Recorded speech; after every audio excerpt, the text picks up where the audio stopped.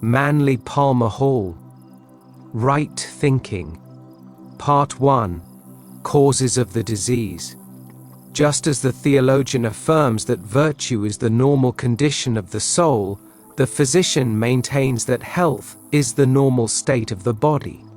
Taking the comparison a step further, we might say that, just as virtue is extremely difficult to acquire, health is unknown to most human beings, since many of them are subject to the common bonds of those miseries of the flesh that Labeo, the Roman jurist, called harmful habits of the body. Although many diseases undoubtedly originate in excesses due to ignorance or indifference, or in environmental conditions beyond individual control, illness generally arises and takes root in the intemperances and irritabilities of the mind. Disturbances, writes Philo the Jew, often outrage the body. In many cases, the philosopher proves to be the only appropriate physician, since pills and purgatives are ineffective against the mental anxieties that so frequently give rise to physical imbalances.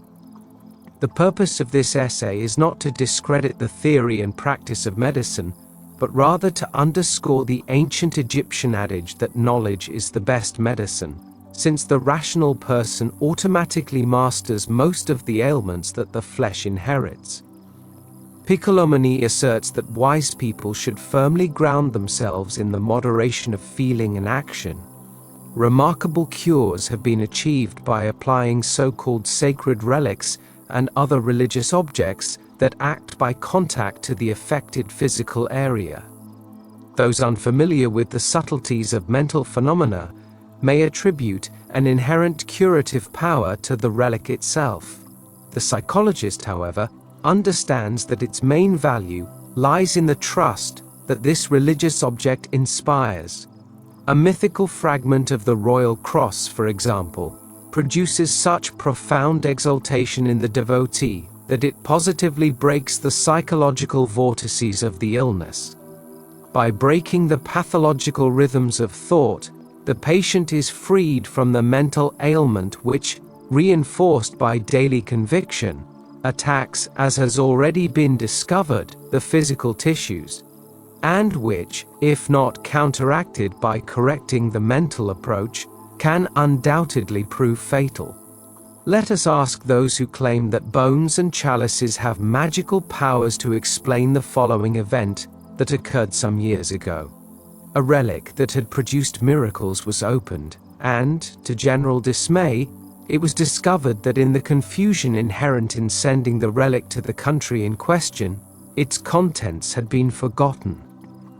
Morbid inclinations breed habits if they persist, says Plutarch. And Burton adds, habits are or become diseases. Many people are unwilling to acknowledge that their temperament oppresses the flesh, but it can easily be shown that passionate excesses consume the body, and that when physical nature is exploited by the autocracy of the mind, it can be reduced to a state of utter exhaustion. We frequently disregard the laws governing material substance when they hinder the achievement of a particular purpose. We apparently count on the body to endure continuous abuse, and we refuse to recognize that the immoderate are inevitably destroyed by their intemperance. A Chinese proverb states that most diseases can be prevented. Much of an ailment that hasn't been addressed early on can be cured by moderating mental activity. Therefore, our first premise is basic. Disease is a physical manifestation of a morbid disposition. What then is a morbid disposition? It is a sickness of the soul. Modern criminologists recognize that crime is a disease. We are also convinced that religion quickly tends to become mania, and that excessive love is also a disease, for all of these are afflictions that disrupt spiritual moderation. Through renunciation of his personal attitudes, the Buddha found liberation from the chain of cause and effect. It was, however, largely a matter of a predetermined destiny that allowed him to achieve his purpose. But most human beings do not yet possess the merit of the degree of perception attained by the Buddha, since, as Lemnius says, no mortal is free from excesses. Liberation consists in emancipating oneself from all excesses of inclination. The common uneducated person imagines that nirvana is a state in which all the impulses and inclinations of temperament find perfect and absolute satisfaction. Consequently, we must attain heaven in order to appreciate it. The happiness of the wise person results from the perfect balance between the individual and the universe of which they are an integral part. From the belief that the individual has diverted nature from its logical course to serve some absurd idea, only a false happiness can arise. A morbid disposition is any irritability that causes an individual to deviate from normal tranquility. A perverted temperament arises from mental servitude to some unhealthy attitude, or, as it was formerly called, irrational passion or madness.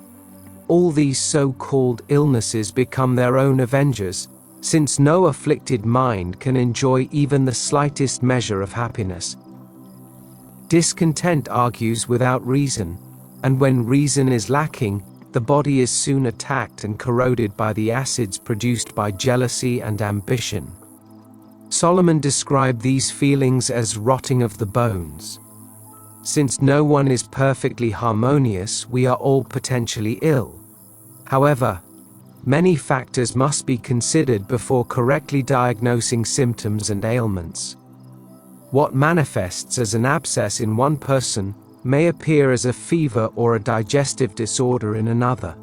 The weakest point is attacked first, and this, in turn, affects the rest, until finally the entire body is infected.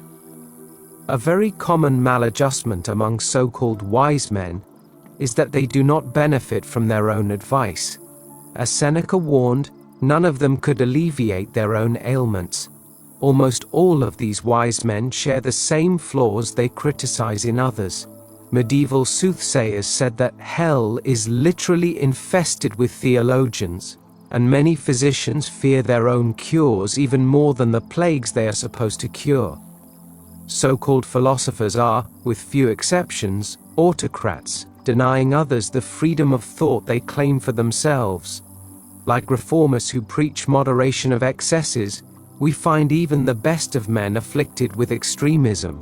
Unfortunately, such ills of the mind are pestilent, violently contagious, and insidiously infectious. A single person obsessed with an idea can contaminate a country, dragging multitudes of followers into ruin and disaster. To diagnose a physical illness, we rely on its symptoms. Pain is man's most merciful benefactor, for it often reveals his critical condition in time for a remedy. However, when reason is afflicted by some abnormal attitude, the affected person is the last to notice the symptoms, and all too often, it is someone else who suffers the pain of the illness. When the mind goes astray, it loses its sense of proportion and becomes incapable of recognizing his own insecurities. Bound like a wheel by flawed calculations, he spins round and round the axis of his idea, blind to the errors in his perspective. Such a disturbed person can see the faults of anyone else, but, regarding his own, enjoys blissful ignorance, even willfully so. When his irrational purposes begin to bear fruit in the form of various illnesses, he blames everyone but himself. More than one peaceful and seemingly serene exterior harbors a soul infected by the germs of some kind of madness.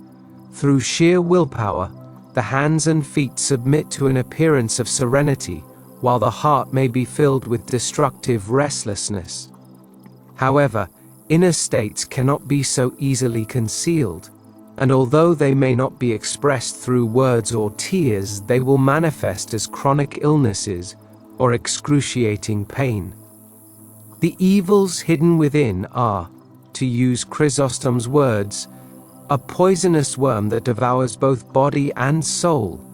The inner personality cannot be denied expression.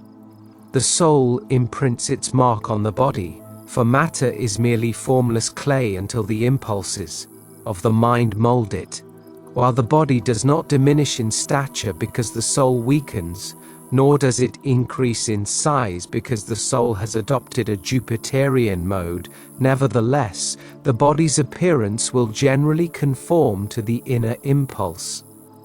Thus, if the soul contracts, the body will clearly weaken to harmonize with it, and its withered appearance will reveal the inner shrinking, or, conversely, it will project a nobler appearance as a consequence of an increase in the capacity for inner reasoning. It is a known fact that we wear our souls on our faces, and that every hair testifies to our temperament. Science is only now discovering the extent to which each part represents the whole. Every drop of blood records every peculiarity. A drop of saliva reveals all our weaknesses. Blow on a glass of water, and it will capture the image of the soul so firmly that years later, it can be recognized through an examination of the glass. Paracelsus referred to disease as an organism rooted in the invisible nature of man, which, like a parasitic plant or mammal, sucks the lifeblood of his soul. He asserted that, just as lions and tigers attack human beings, and also attack and devour one another, diseases are voracious beasts unleashed from the womb of perverse impulses, and must be treated as such, not as mere aggregates of irrational malignities. An illness is a story or diary, generally a rather compromising document. It exposes what we would not say to any other person, for it is a forced confession. When a person cannot be brought down in any other way, they are humiliated by illness. But even illness can be a blessing in disguise, for through this warning, we are often protected from ourselves. A minor pain prevents us from committing a greater error. In ancient times, illness was divided into two categories, acute and chronic.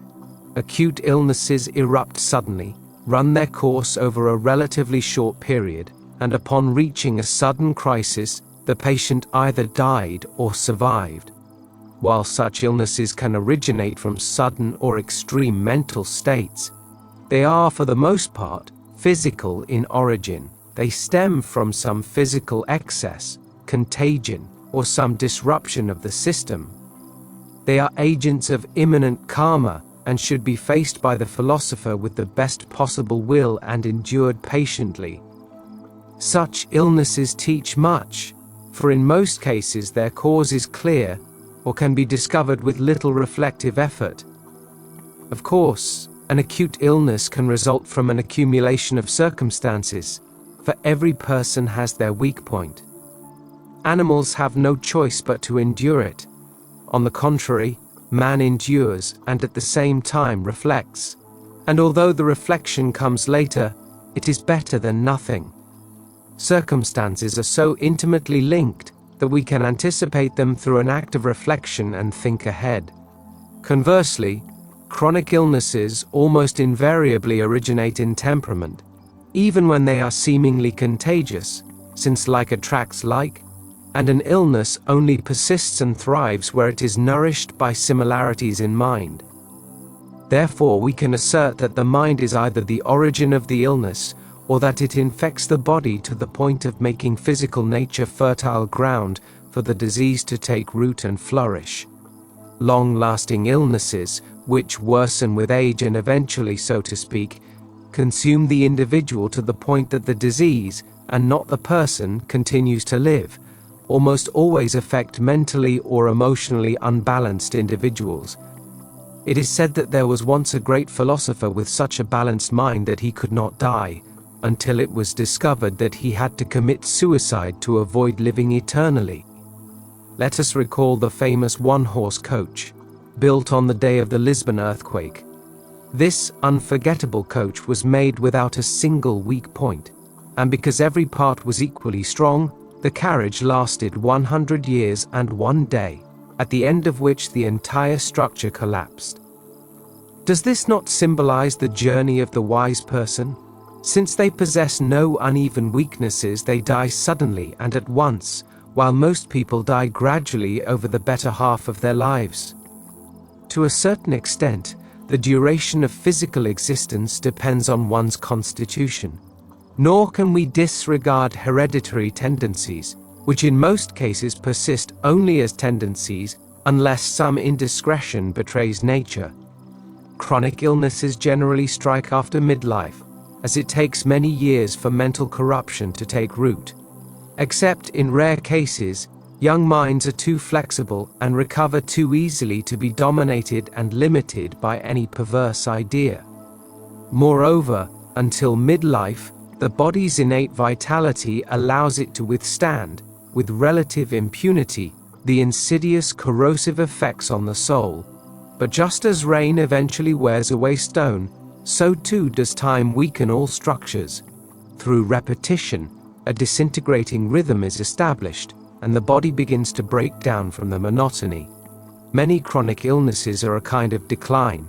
They warn the individual that their inner life has begun to withdraw, displaced from its center by adverse circumstances.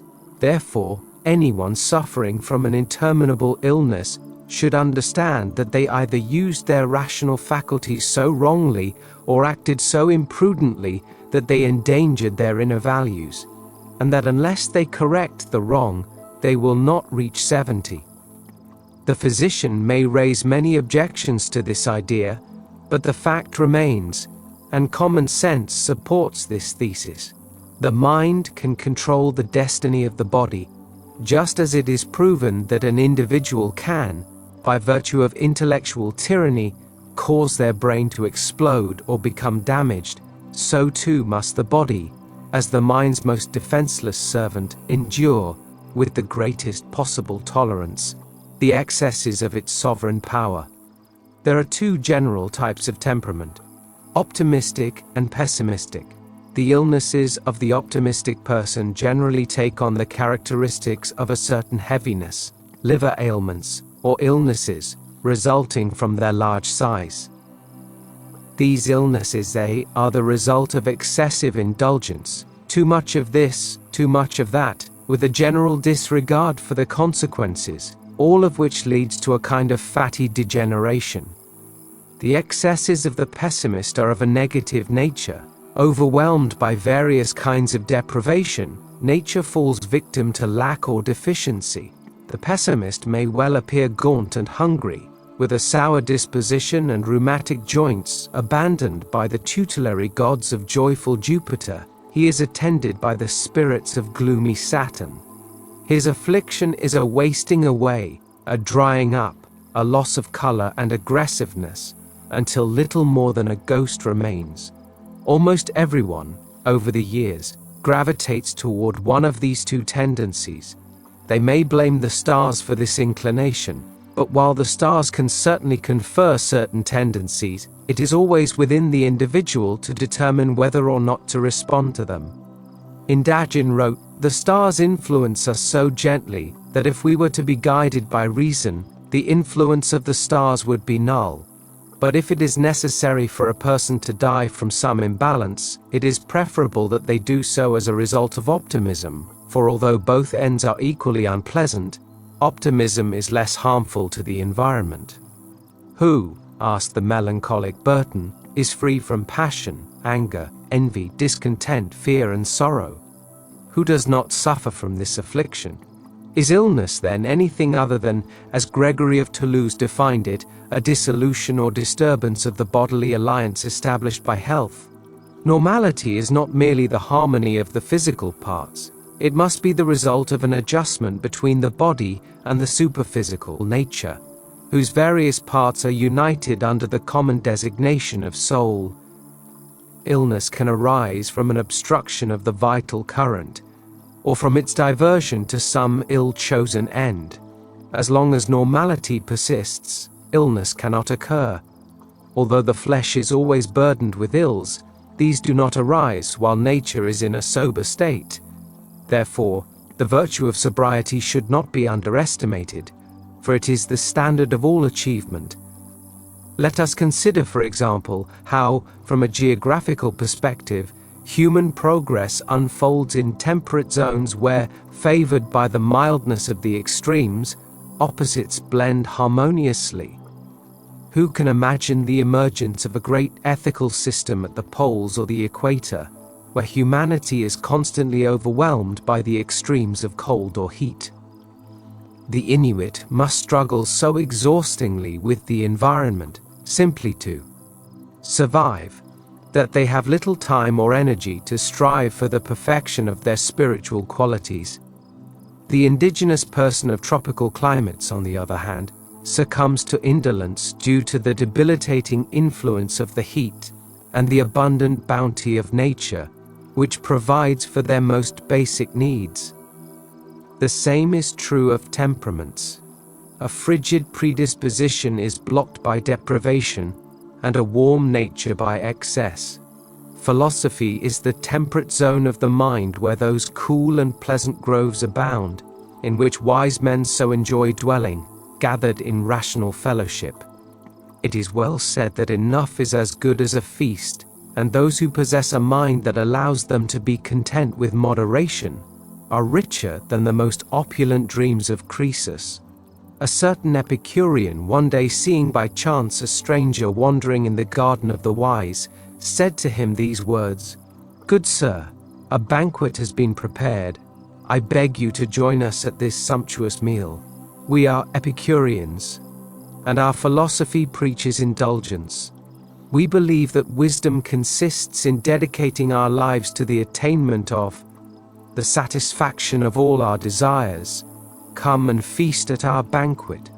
His appetite whetted by the host's description of the meal, the stranger followed him to the secluded grove, where several philosophers sat soaking stale bread in lukewarm skimmed milk, which they shared from an ordinary earthenware bowl. With a grandiloquent gesture, the Epicurean indicated the frugal meal, and said with a smile, "Cast aside all moderation, and be ashamed of your indulgence." With astonished reference to the pathetic feast, the traveler asked, "You call bread and milk a banquet?" The Epicurean shook his head negatively and said earnestly, "Is not a generous meal enough? Can man eat more than his stomach can bear, and is there any food more tempting than that which, easily digested, frees up energy for the noblest tasks of learning? We Epicureans serve our desires. We truly satisfy our smallest whims and indulge our most insignificant desires. But through knowledge, we have come to desire only what is necessary. Our whims align with our desires, and our cravings are limited by natural prudence. Man is only happy when what he desires is within his reach, for the craving for the impossible breeds the greatest unhappiness. Among all men, we are the only ones who possess all that we desire, simply because we have chosen to forego that which we cannot have. Rejoice, brother, in our moderation, and when you depart, remember us for the way we satisfied our inner qualities. By dispelling discontent, we protect the body from physical irritation and restore harmony to its parts. Pliny writes, "Man is born naked and begins to whimper from the start. If we could be Epicurean regarding our appetites, Stoic in our conduct, Platonic in our affections, and Socratic in our purposes, the ripe fruit of self-realization would be our usual reward. We expect only a minimal amount of reasoning from those who pay little attention to the profound questions of life. Such people are protected by a certain inherent instinct, acute in the savage, but obscured in civilized man. Therefore, primitive man often lives better than his more civilized brother. However, this is only apparent, since the savage develops without the free choice of reason, while the philosopher, in whose nature wholeness is complete, is a self-determined agent, master of his purposes, and aware of the circumstances by virtue of which he exists and manifests himself. It is also noteworthy that civilized peoples, even those merely imitating a state of civilization, are more prone to disease than aboriginal tribes. This phenomenon stems from the fact that while civilization is natural to the mind, it is artificial to the body, providing a striking example of that impulse of nature which is always sacrificing the inferior to the superior. The congestion resulting from the establishment of communities affects the body and, by disrupting its natural rhythm, weakens its resistance and exposes it to disease. The need to cover oneself is unnatural to the body, except as a means of protection from the rigors of the elements. Yet the age-old custom of clothing has rendered it so delicate that a draught can kill it, and the slightest change in temperature overwhelms it. Thus, the dictates of fashion wreak havoc, and men die many years before their proper time, because they choose to be more elegant while they live. It seems that a velvet toga is more desirable than a longer lifespan, and many men would squander their fortunes just to be able, even for a day, to show off some exotic outfit. The savage rejoices in the perfection of the body, however. He suffers from mental sterility, and thus falls into the superstitions from which only the wise man is freed. Therefore, we can affirm that civilization is a producer of plagues and harm, for the congestion it produces breeds all sorts of crimes and damages. Not only is this teeming mass of people hygienically detrimental, but also the close associations provide endless combinations of circumstances that stimulate disease. Thus, people are placed at a desirable distance from each other's possessions, and through the hostile alchemy of temperament, strangers hate each other without apparent motive or cause. In this incessant reciprocal game of human relations, a selective process is set in motion whereby some seem to win and others to lose. Thus arises the clamor of discontent and the protest of injustice. For, as Juvenal said, "Tears the truly wealthy mourn their lost money." Enslaved by despair, men live without purpose and die without hope. Is it then surprising that the body suffers the same disorder that afflicts the mind? A certain friend of mine, a renowned physician, discussing the problem of a peculiar type who is contaminating our social structure, said, "I believe I have discovered the pathological cause of the radical anarchist and the drawing room anarchist. It is simply a matter of eliminating the poor." Very rarely are these individuals employed in active work. They spend their time sitting around discrediting the system, and it is natural that when individuals are not working, their functions become dormant. Almost all these people could be cured and redeemed for society by means of vigorous physical fitness and wholesome occupation. This brings us to another important point, the element of work in the problem of illness. An individual with little to do is more susceptible to chronic diseases than someone permanently engaged in some task of responsibility. The idle dog will become mangy, says an old proverb, and a wasteland will become overgrown with weeds. Once afflicted, the idle person has little chance of recovery. One who has time to commiserate over their illnesses very seldom recovers from them. By dwelling on ailments, the mind continually reinforces the afflictions, which increase in direct proportion to the patient's fears. And fears, as Agrippa asserted, are an incitement to illness.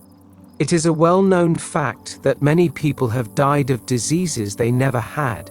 We are quite familiar with the type of person who, after reading the symptoms listed on a medicine bottle label, immediately feels every ailment described therein. These pains, naturally, are cured by consuming 1 or 2 bottles of the elixir.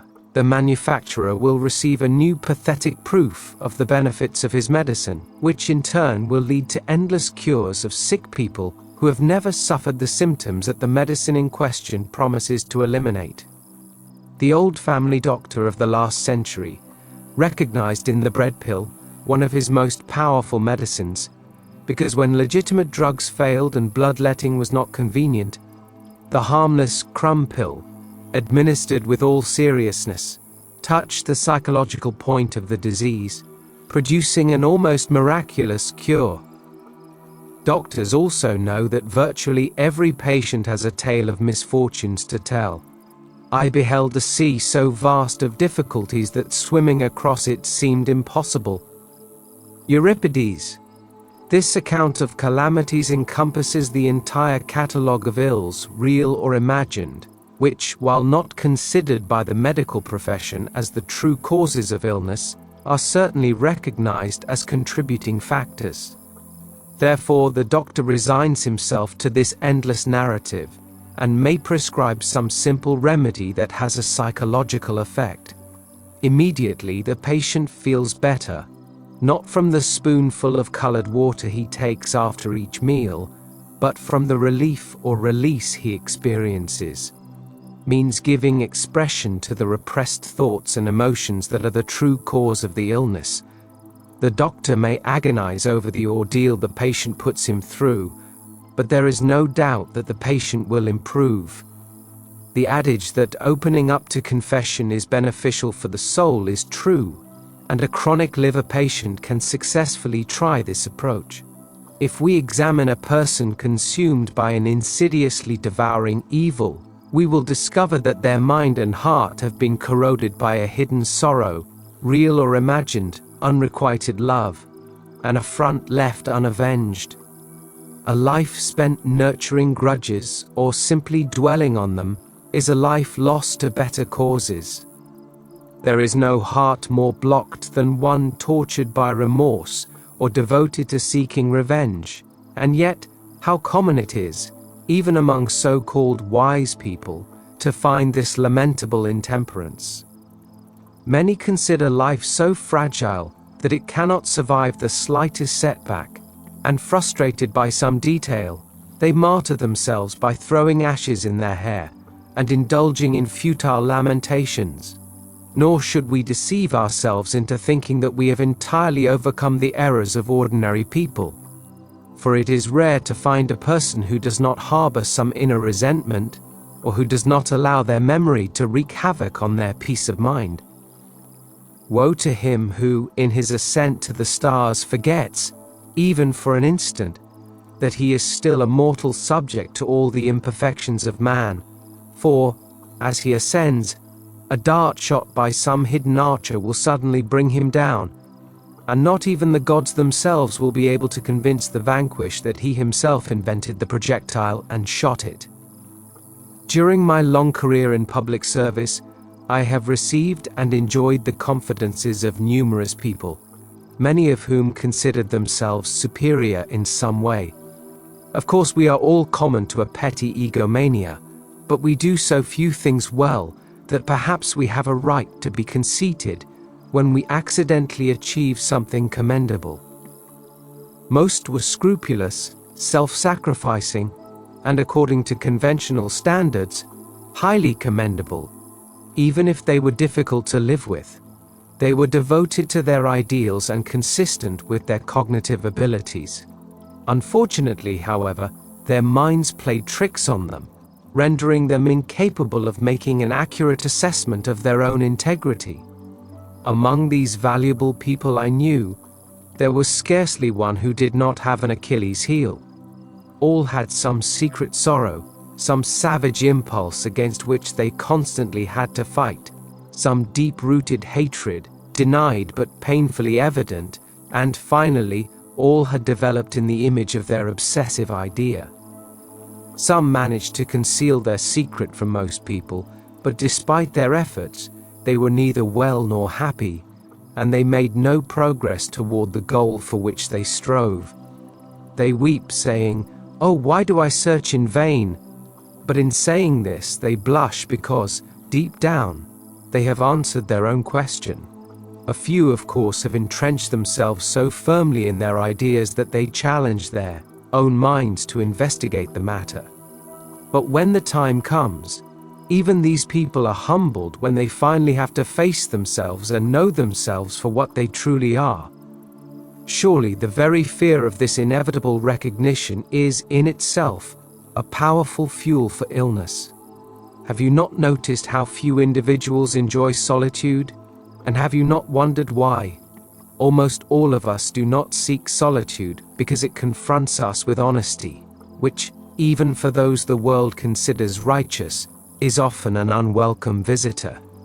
If you are ill, then look for the hidden motives behind every thought and every action. If you are not ill, analyze your personality anyway, internally, to prevent the appearance of such diseases. Hatred and health cannot coexist within the same organism. Normality is irreconcilable with abnormality, and the resulting conflict will incapacitate the physical member from fulfilling its functions. The order of the world is maintained by virtue of harmony with its divine sphere. Through the happiness of the rational plane, the gods sustain the globe, preserving generations and preventing the perpetuation of monstrosities. What happens in the macrocosm happens in the microcosm because the upper and lower are linked as closely as the cranial bones are by their sutures. If the higher nature of man, the soul and the rational faculties, lives in truth and beauty, and cooperates in the service of the supreme good, then the lower nature, the body, will also live in peace, reflecting the wisdom and harmony of the soul. Based on this premise, the ancient philosophers approached the cure of diseases not according to the subtle methods of metaphysics, but with means so simple that they could be used by anyone seeking health and yearning to exchange the anxieties of excess for the comforts of moderation.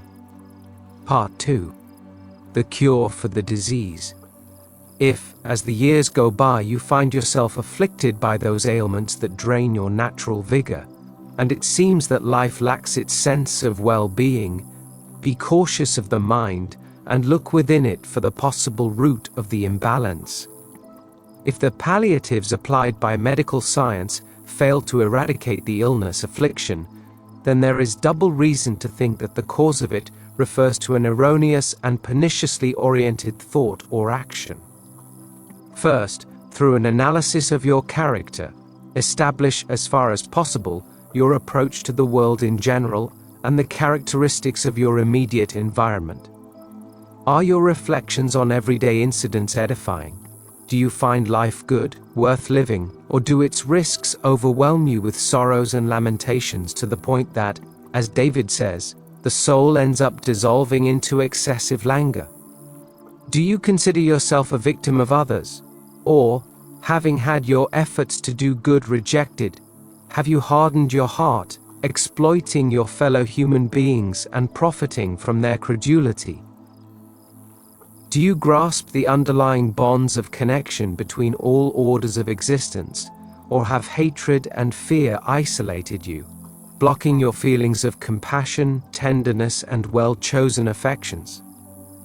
In almost every case, the patient will discover some constitutional fault, some chronic irritation, which, having slowly invaded him in his youth, has been fortified by the inevitable sufferings of life, until it finally obsesses the intellect, forming a cataract over the eye of the soul. Although not all wild illnesses can be attributed to these mental reflexes, it is also undeniably true that such mental predispositions produce certain harmful physical phenomena. The body or mind inevitably breaks down under the pressure of such morbidity. There is only one cure: to restructure understanding on new foundations, uprooting all previous prejudices from nature and establishing a normal flow of thought. Just as stagnant water quickly rots and becomes fertile ground for disease, so too, when the natural flow of thoughts is impeded by the ossification of reasoning, these thoughts breed intellectual bacteria that not only infect the individual, but also contaminate everyone who enters their sphere of influence. When someone falls ill with a contagious disease, we quarantine them and take all sorts of precautions to avoid infecting ourselves. Extensive disinfection is carried out, clothes are changed, and in some cases, masks are even used as a safeguard against virulent germs.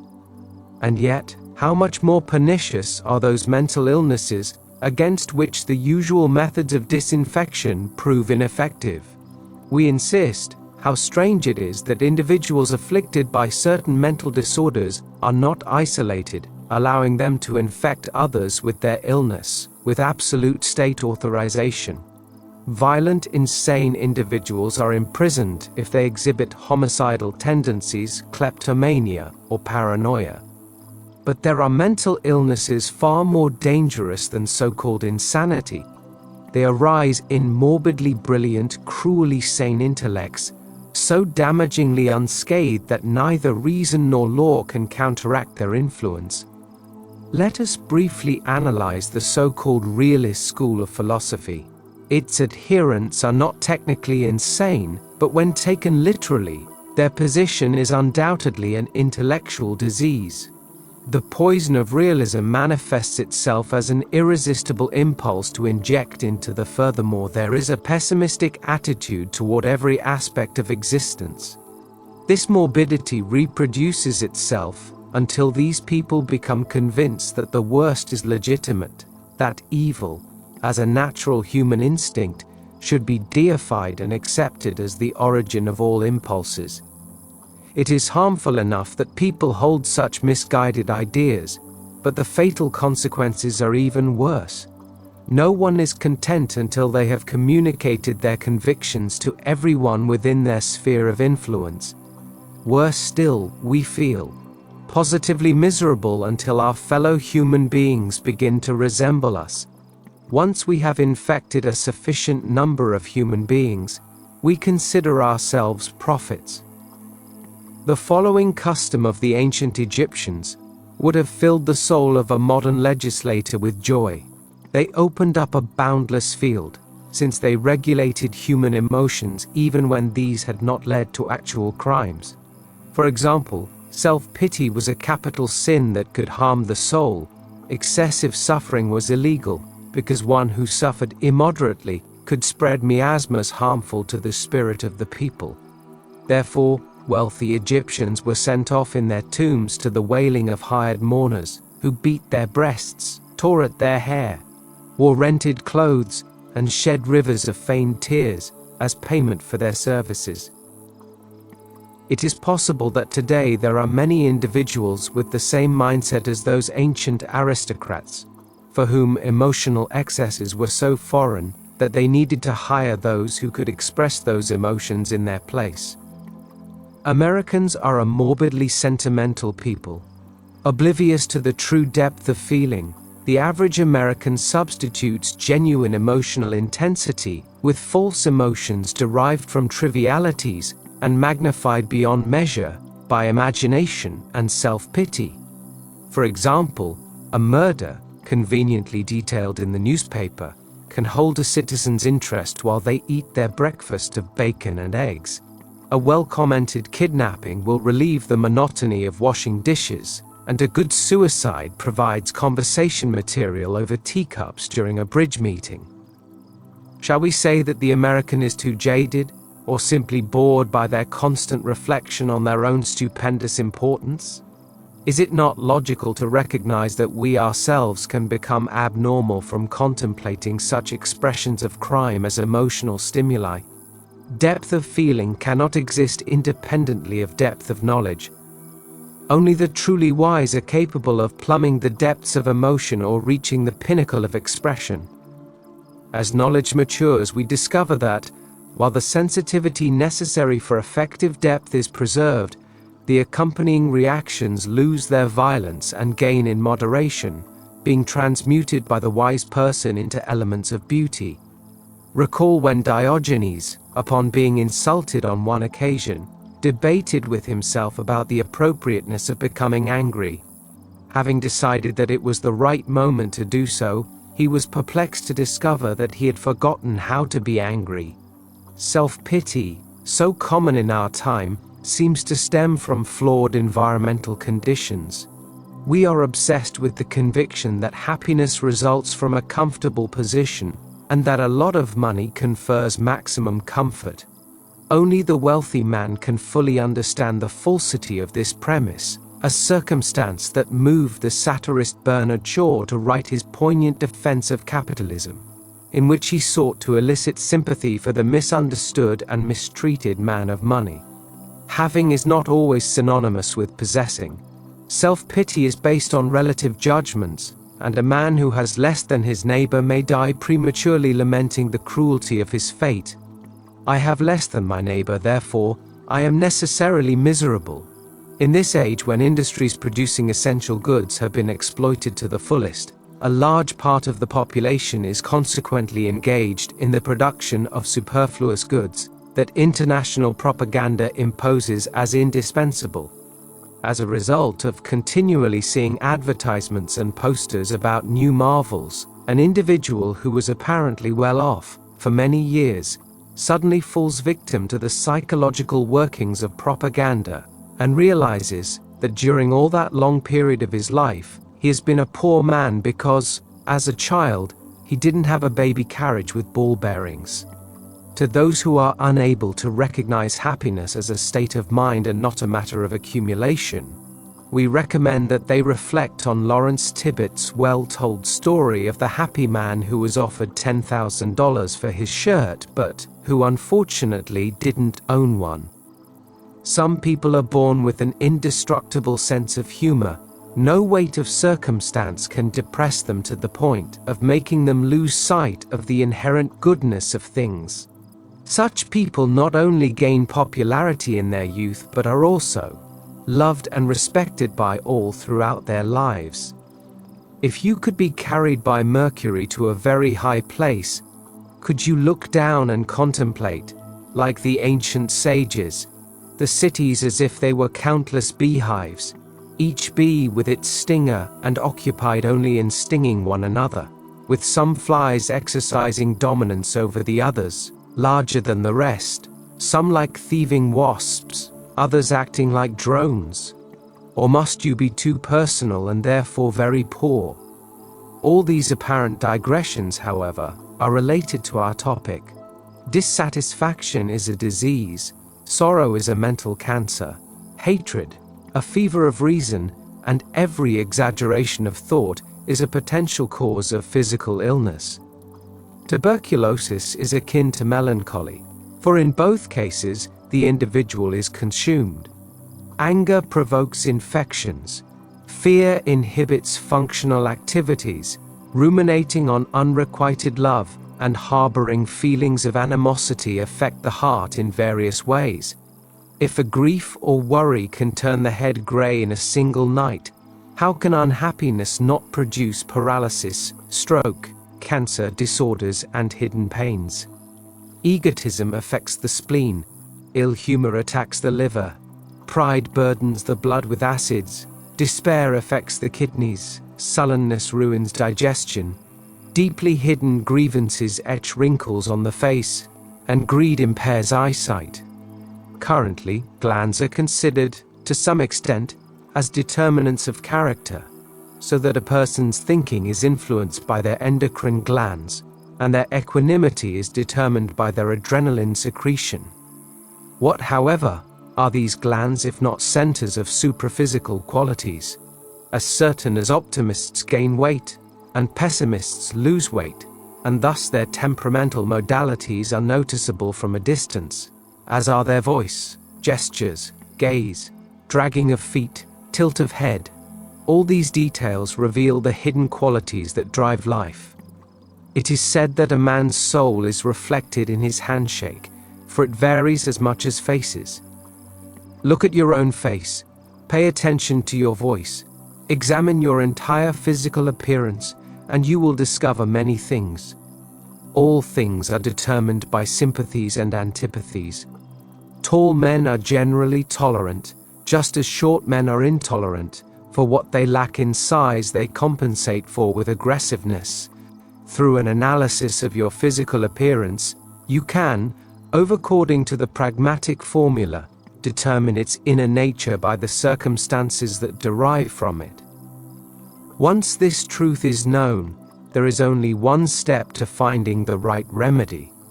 But, as Hamlet said, therein lies the difficulty.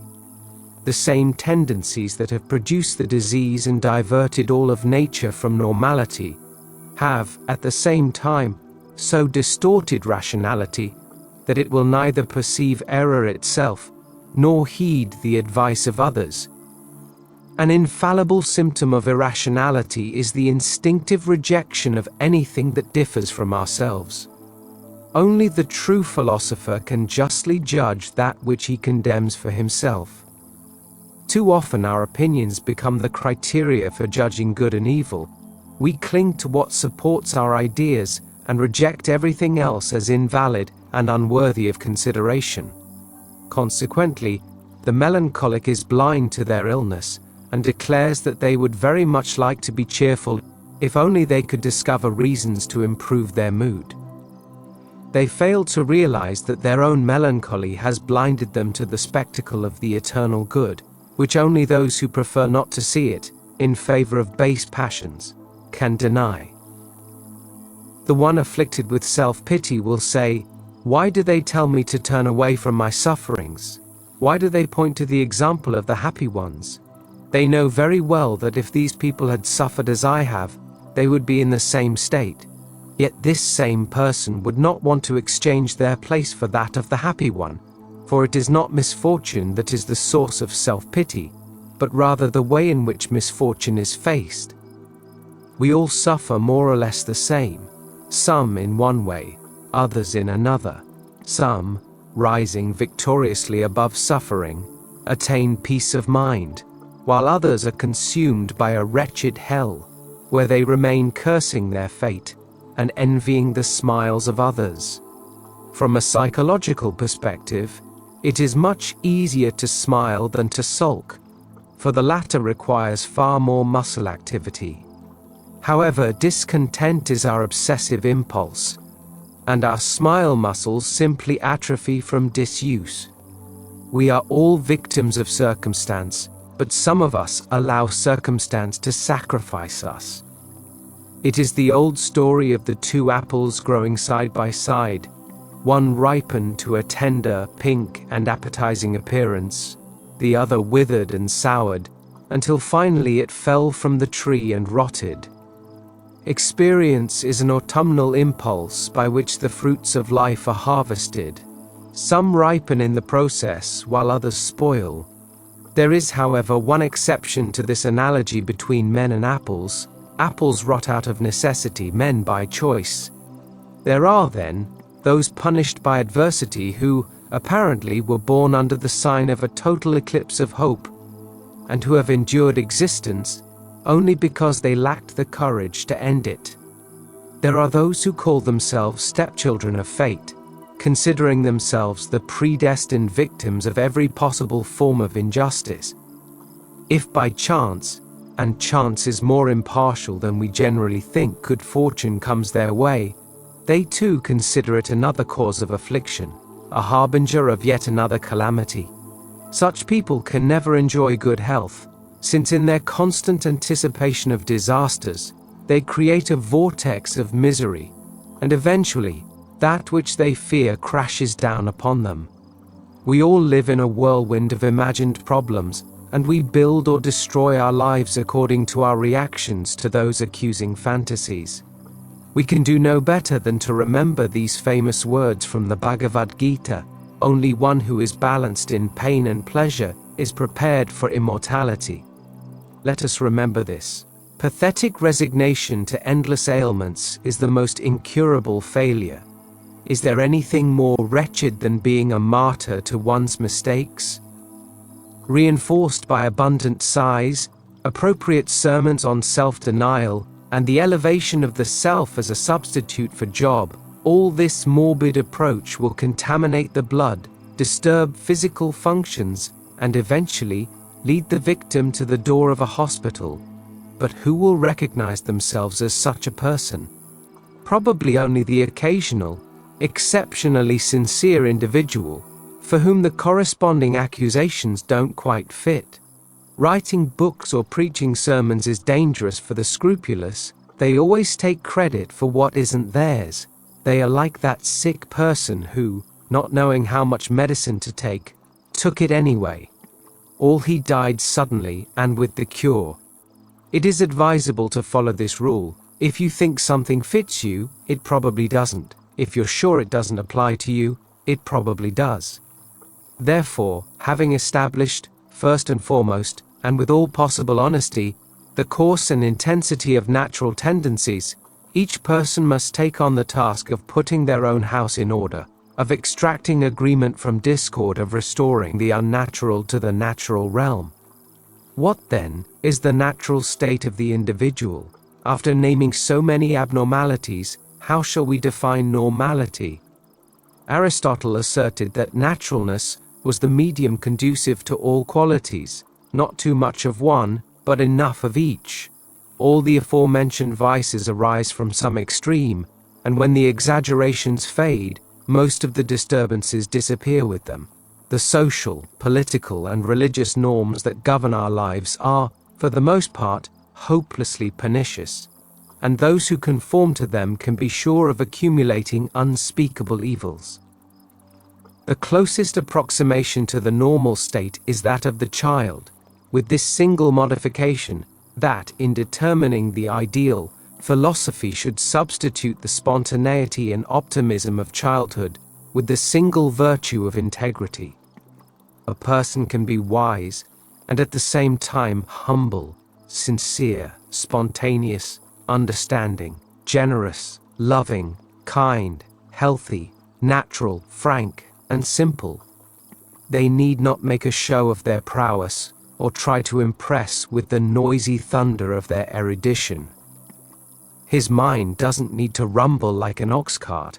He can be direct in his relationships, free from all the subterfuge and misunderstandings of the sophisticated. He can find pleasure in innocent and insignificant things, and like a child, build his castles in the air and breathe the breath of reality into them. We make the sad mistake of growing up. We believe that maturity should be burdened by a sense of dignity and an excess of inconsequential chatter. We become slaves to fashion and whim, eventually accepting our discomforts as if they were inevitable. We lose the most priceless virtue, supreme naturalness, because we have been raised according to likes and dislikes, trained in antagonisms, instructed according to pernicious ideas, and thrust into life under a code of discontent. We live in accordance with what we have been taught, believing in the inevitability of suffering and death, convinced, all too often, that our suffering will last indefinitely. We are not content with merely populating the earth with evils, but extend their dominion into the realm of space. In the event that the enemy happens to escape his vengeance, through a timely death, the evil individual will console himself with the pious reflection that the universe sustains legions of fork-tailed demons who will unleash upon his former enemy all the fury of his antipathy. To avoid being considered excessively exaggerated in declaring that bodily afflictions have their origin in a supraphysical nature, we can do no better than to base our ideas on Plato, the immortal Initiate, who in his Calmites he says, "Everyone the ills of the body proceed from the soul."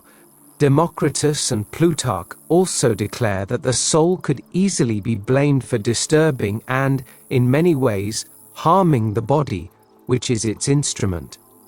Burton wrote, "To mention this author again, the mind truly acts upon the body, producing, with its passions and disturbances, surprising alterations, such as melancholy, despair, a merciless illness, and sometimes even death itself." All philosophers attribute the ills of the body to the soul, which should guide it better through reason and not harm it. Philostratus writes, "The body is corrupted only by the soul. The predispositions of the soul and the study of its phenomena constitute the proper field of psychology. As one of the main disciplines derived from philosophy, psychology is defined as the branch of knowledge that deals particularly with the facts and qualities attributable to a mental origin. Currently, however, the soul has lost its identity, being irremediably confused with intellectual substances. Having practically exhausted the possibilities of the world of forms, science now turns to the realm of the mind in its quest to extend the limits of knowledge. Since the higher controls the lower, the mind or soul is superior to the body, and the impulses of the intellect subordinate physical nature, which is unaware of how pernicious those impulses can be. Curing a disease without correcting its superphysical causes inevitably ends in disaster. For although the disease may disappear from one place, it is certain to reappear somewhere else, and will continue to appear until the internal source of its causes is eradicated or redirected. Just as pain is a symptom of disease, so too is disease a symptom of irrationality. Disease is nature's rebellion against an intolerable evil.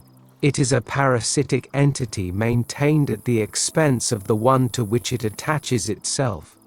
For centuries, the constitution and origin of germs have been a subject of discussion in philosophical circles, and a considerable number of illustrious metaphysicians have affirmed that bacteria represent the concrete precipitation in matter of the evil impulses that the human mind continually engenders.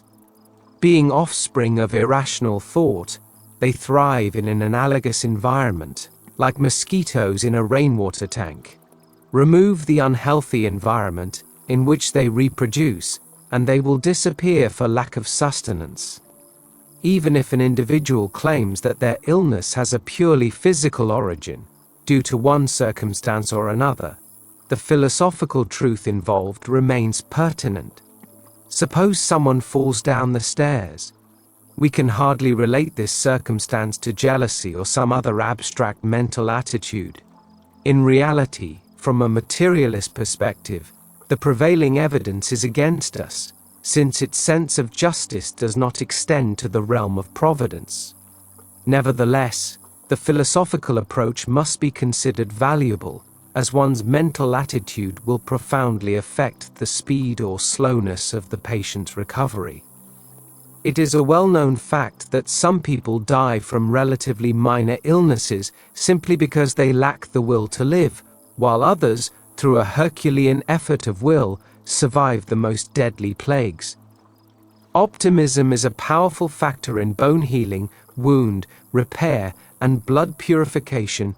Joy accelerates all healing processes, reduces suffering, and raises men from their graves.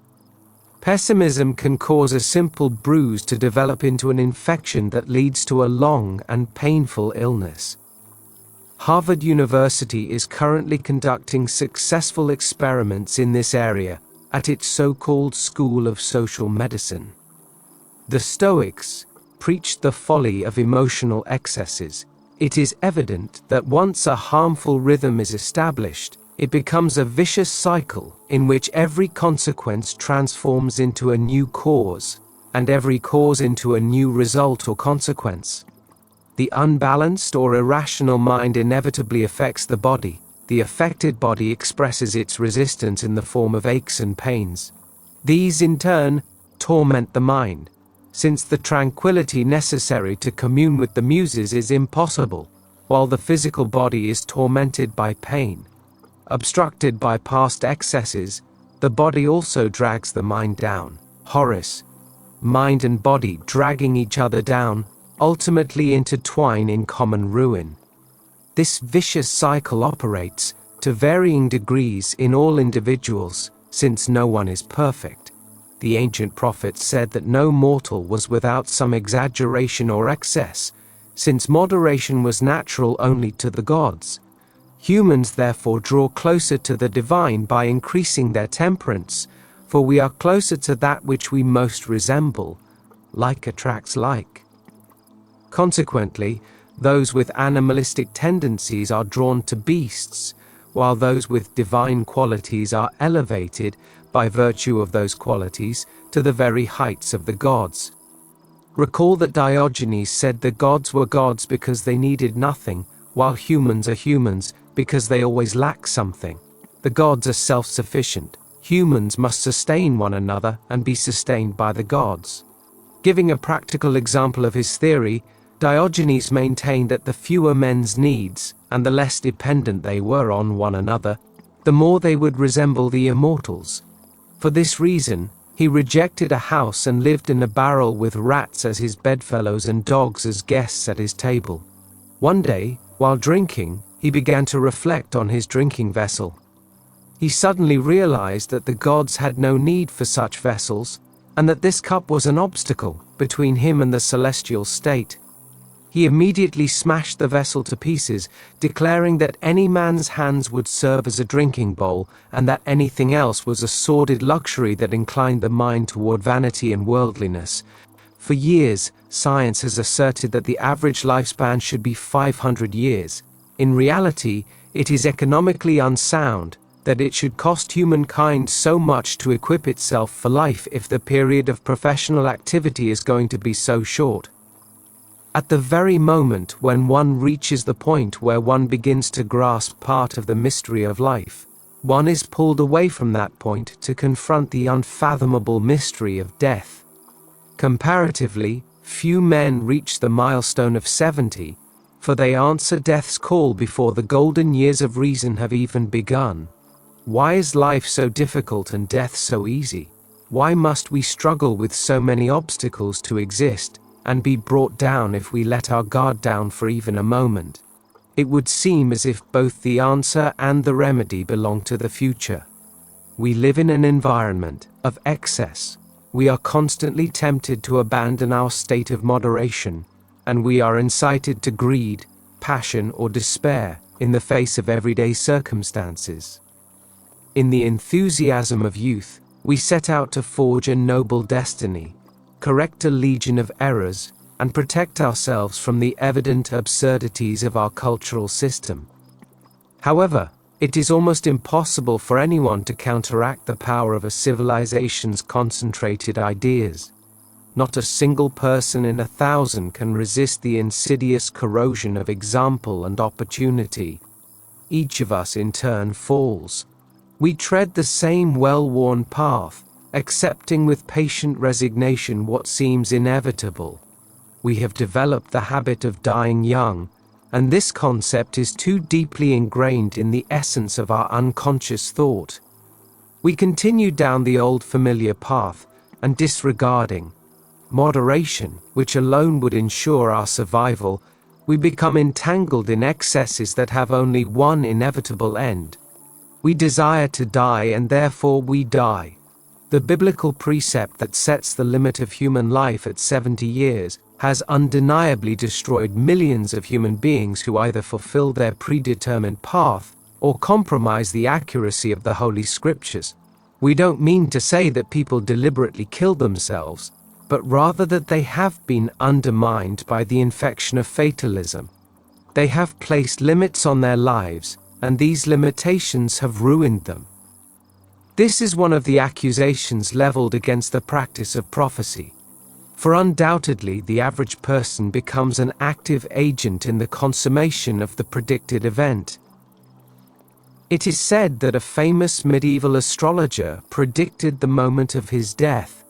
When the fatal hour arrived and the man found himself in good health, he committed suicide to prevent the accuracy of his science from being questioned.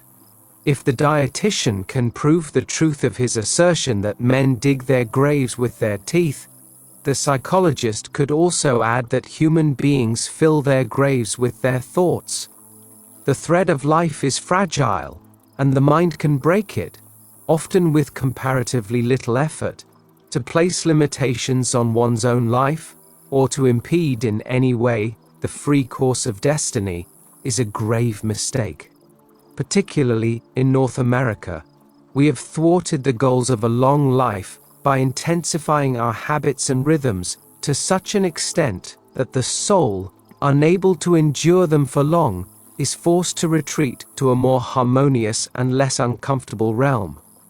The Greeks imagined that the soul descended into matter to investigate the experience of physical life. However, the environment in which the average person is born is so frustrating from the perspective of the soul's experience that the inner nature of humankind finds little satisfaction in its physical abode. We will say it in the words of an old master who had the misfortune of living through a period of civil wars, and who said to one of his disciples, "I have endured this dreadful state of interruption for almost long enough. For one who has rationalized his entire nature and engaged in useful physical labor, death appears as a clear interruption, just as Archimedes also considered it. Yet for most people it is the only escape from the excesses we have engendered in the name of civilization. Just as the body is, to a certain extent, the objectification of the mind, so too is the political state the crystallization of a form of thought, a solidification of national impulses, attitudes, and all too often irritations. Just as the body suffers from mental illness, so too is the country consumed by the diseases of excess, war, tyranny, and unjust legislation. Like the individual, the state can also become ill. Indeed, the whole world can suffer the consequences of a disruption in its intellectual image. Civilization itself is mortally ill. All its structures are afflicted by intemperance and intellectualism. The person born into it is like anyone forced to live in a plague-ridden house is almost certain to become infected if they remain there long enough. The reformer, the educator, even the great philosopher, are all Father Damiens, who will very likely end up dying from the same disease they sought to cure. However, before succumbing, each of them will have accomplished something for the common good, and therefore consequently, in due time, whether through the growing integrity of humankind or through great natural upheavals, the evils from which we suffer will be overcome, and we will enter the golden age envisioned by the sages. Meanwhile, if we wish to survive, given the constant tendency toward excess, we must realize the necessity of maintaining rational moderation, neither inclining toward hatred on the one hand, nor toward frustrating attachments on the other. By living moderately, thinking moderately, and feeling moderately, we minimize the friction of our inner nature that sustains the body and ultimately reduces it to a state of senility. We can summarize the philosophy of illness thus: even excluding so-called accidents of nature, the effects of physical disorders are not the same as their underlying causes. These causes may lie in ignorance and immoderation, for an individual who understands all its components can enjoy the gift of perfect health. Wisdom is the most perfect state, and those who wish to acquire it must sacrifice everything else. Above all, they must sacrifice indulgence. The attainment of wisdom is impossible in a body trained for the disorders that are our common destiny. Wisdom is the normality of reason, the balance of the mind, and its liberation from the irritations and struggles of physical disorders allow it to contemplate, with uninterrupted tranquility, the luminous essence of the real universe, which, for most of us, is nothing more than a dream. Philosophy affirms that an individual can be healthy if they strive for health with sufficient strength. If they have the will to sacrifice excesses, they can enjoy spiritual happiness. If, in the act of eating, they serve their physical organs and not their appetites, they can enjoy good digestion. And if, in their sentimental and rational aspects, they protect the higher interests of the mental and emotional planes, these in turn will become their unconditional servants. We have no better motto than this: if you put yourself at the service of the parts of your being, your entire being will put itself at your service. Service self one sacrifices the paltry gratification derived from envy and hatred, or the solace from self-pity. It is possible to attain constant peace of mind, tranquility of emotions, and healthy bodily function. He who lives in a hospice for an extended period will himself go mad, and the soul that must inhabit a body tormented by ailments and pains, and convulsed by excesses, will necessarily lose its composure, and appear as demented as the institution in which it lives. the pharmacist can prepare an infinite variety of combinations that may counteract or temporarily neutralize the impulses that cause illness. You can buy a concoction that neutralizes, for a while, the effects of anger. These palliatives are like dyspepsia pills that satisfy the glutton, allowing him to indulge his gluttony without immediately suffering the consequences of his indulgence. All these so-called remedies fail to approach the root of the disorder.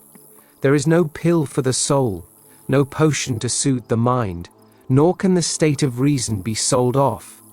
It is the individual who, ultimately, must understand that health, like happiness, must be earned or deserved, for happiness is the harmony of the soul, just as health is the harmony of the physical body.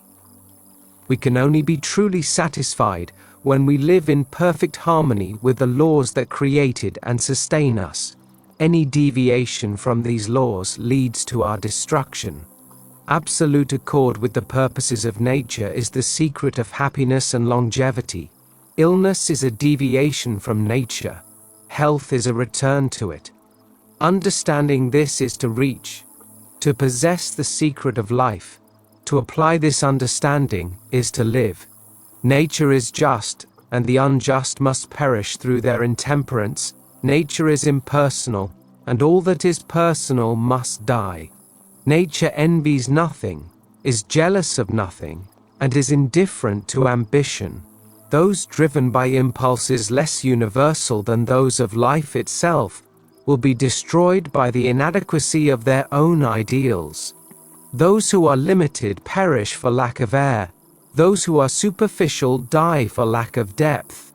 Only those who are moderate in all things, consistent in all things and natural in all things survive, and they will continue to live because they partake of the qualities of continuation.